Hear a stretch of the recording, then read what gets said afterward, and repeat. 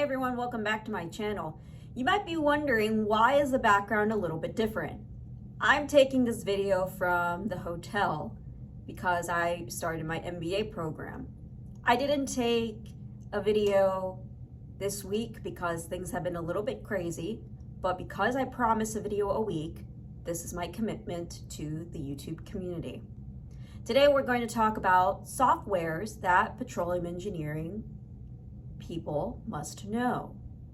Now, before we get to the content, one thing I want to mention that all my thoughts are my own and not based on any of the associations that I'm with. Another thing I want to make is I am not sponsored by any software company, but I'm going to talk about some of my experiences in reservoir engineering and production engineering and what software I would suggest you guys take into consideration when you want to do your training. Before we get to the content, please be sure to like this video. Subscribe so you can get more content in oil and gas and professional development topics. And please be sure to comment on the video below on the YouTube platform so I can incorporate your feedback into future videos. Please be sure to hit that notification bell because I upload every week. It's either a professional development topic or something in oil and gas, such as a technical review. Well, let's get to the content. This video is more likely going to be a stream of consciousness because I've been up for quite some time and I've had a crazy past couple of days in terms of travel. I had a flight delay 3 times and I had to show up at my hotel at 2 in the morning and I had 3.5 hours of sleep. So I'm running on some sleep deprivation, but anything for the YouTube community. The first subject I'm going to talk about is in reservoir engineering and what kind of softwares you should take advantage of. In reservoir engineering, it's a pretty broad topic, and I'm going to try to break this down and be as organized as possible. I'll first discuss the economics portion of reservoir engineering in terms of project management. PhD Win is where I have most of my experience, but you can also look into ARES because there's a lot of companies, especially in US onshore, that use ARES. If you work more on the international space, PEEP from Schlumberger is another well-known software as well. Other softwares that are honorable mentions that I haven't necessarily taken into account of or never really used is Combo Curve, for instance. Combo Curve has been very helpful for a lot of folks for decline curve analysis and economic analysis. I mean, there's PetroAI that's out there too. Again, I'm not sponsored by any of these companies. I'm just thinking of the softwares that I know. And if you have a tool that you think that that provides a lot of value, please be sure to comment and we can start a dialogue.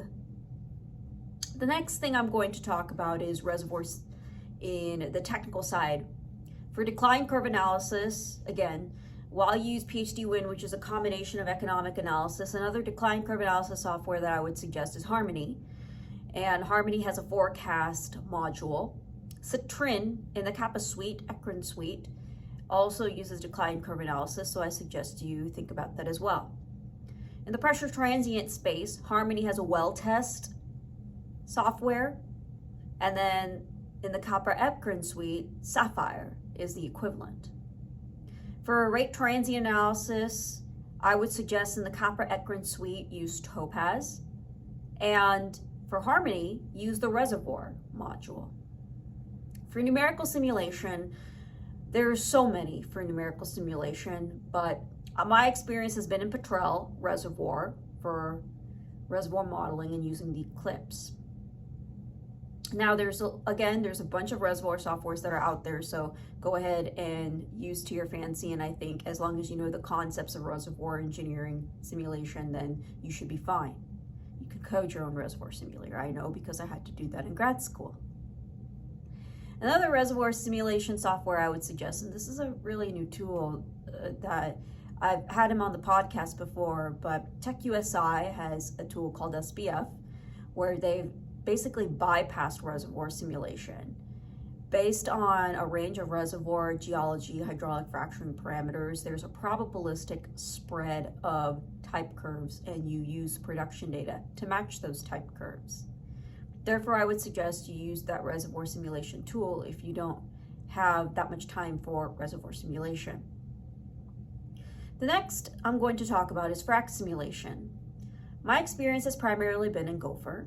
So if you want to do some frac simulation, try to use Gopher. NSI has another interesting tool called StimPlan. You should try their tool as well, and I'm sure there have been updates. You make sure the assumptions that you have, you're comfortable with in these frac simulation tools. Another software I would suggest you look into, these are honorable mentions, for not just for frac simulation, but now we're gonna move to another topic. Again, this is gonna be a stream of consciousness, and this is based on everything that I remember, is production engineering. Prosper is an honorable mention that will help you measure flowing bottom hole pressures, for instance, and help you design some of your artificial lift. PipeSim is another example where you can take advantage of their flowing bottom hole pressure calculations and it can help you with the artificial lift design as well. I'm thinking of more reservoir engineering and production engineering softwares and frac simulations along the way. But again, softwares are plenty, they're abundant, and as much as you want to use some of those superpowers or those tools that are out there, please note that the fundamentals are extremely important.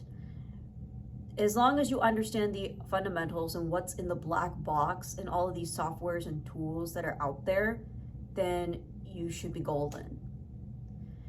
Another software that's been underestimated, but a lot of people want to use it because it's great for visualization, is Spotfire.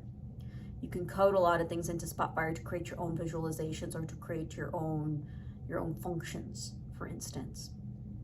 Now with Spotfire, it seems pretty basic because it's a visualization tool, but it's a very powerful tool because a lot of people, especially with US onshore, I can't speak for all US onshore companies, but it's a very useful tool from my understanding when interacting and interfacing with other engineers.